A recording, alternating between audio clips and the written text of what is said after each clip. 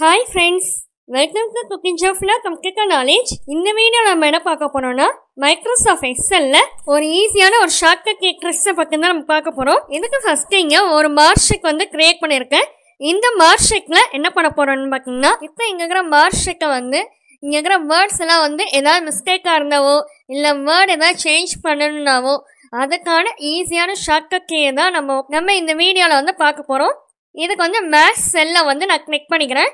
Click பண்ணிட்டு கீபோர்டில் F7 function கீஸில் F7ன்னு இருக்குல்ல அதை வந்து கிளிக் பண்ணிக்கோங்க. இப்போ இங்கே ஸ்பெல்லிங்னு ஒரு டயலாக் பாக்ஸ் வந்து ஓப்பன் ஆயிருக்கும். இப்போ நார்த்திங் டிக்ஷனரின்னு மேலே வந்து ஒரு டயலாக் பாக்ஸ் வந்து இருக்குது.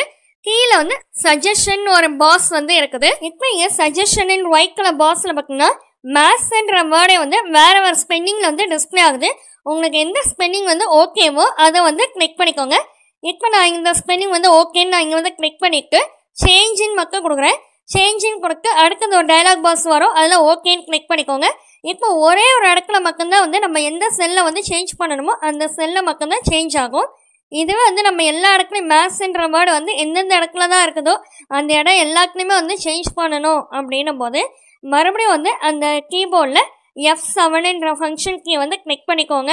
கிளிக் பண்ணிவிட்டு மறுபடியும் வந்து சேஞ்ச் ஆல் அதே வேர்டை வந்து செலக்ட் பண்ணிவிட்டு சேஞ்ச் ஆல் அப்படின்ற பட்டனை வந்து கிளிக் பண்ணிக்கோங்க. அடுத்தது கீழே வந்து க்ளோஸ்ன்ற ஆப்ஷனை வந்து கிளிக் பண்ணிக்கோங்க. குக்கியாக ஒரு டயலாக் பாக்ஸ் வந்து அடுத்தது வந்து டிஸ்பிளே ஆகும், அதில் ஓகேன்னு கிளிக் பண்ணிக்கோங்க. இப்போ மேத்ஸ்ன்ற வேர்டு எங்கெங்கெல்லாம் வந்து டிஸ்பிளே ஆகுதோ அந்த இடத்துலலாம் இந்த ஸ்பெல்லிங் வந்து சேஞ்ச் ஆகிடும். இதுவே வந்து இந்த ஸ்பெல்லிங் டயலாக் பாக்ஸில் இன்னொன்று வந்து நம்ம ஆட் பண்ணிக்கலாம். என்னென்னா இப்போ நேம்ஸ் எல்லாம் வந்து மோஸ்ட்லி வந்து டிக்ஷனரியில் வந்து ஆட் ஆகிருக்காது.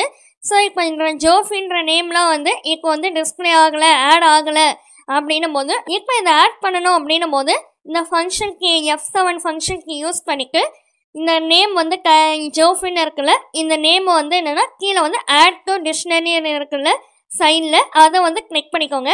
இப்போ இந்த நேம் வந்து அதில் வந்து டிக்ஷனரியில் வந்து ஆட் ஆகிடும். ஓகே ஃப்ரெண்ட்ஸ், இந்த ஸ்பெல்லிங்கோடைய ஷார்ட்கட் கீயும் அதோட யூசஸையும் வந்து உங்களுக்கு புரிஞ்சிருக்கோன்னு நினைக்கிறேன். ஓகே ஃப்ரெண்ட்ஸ், இந்த வீடியோ பிடிச்சிருந்துச்சுன்னா லைக் பண்ணிக்கோங்க, உங்கள் ஃப்ரெண்ட்ஸ்க்கு ஷேர் பண்ணிக்கோங்க, சப்ஸ்கிரைப் பண்ணிக்கோங்க. தேங்க்யூ ஃபார் வாட்சிங். Have a nice day.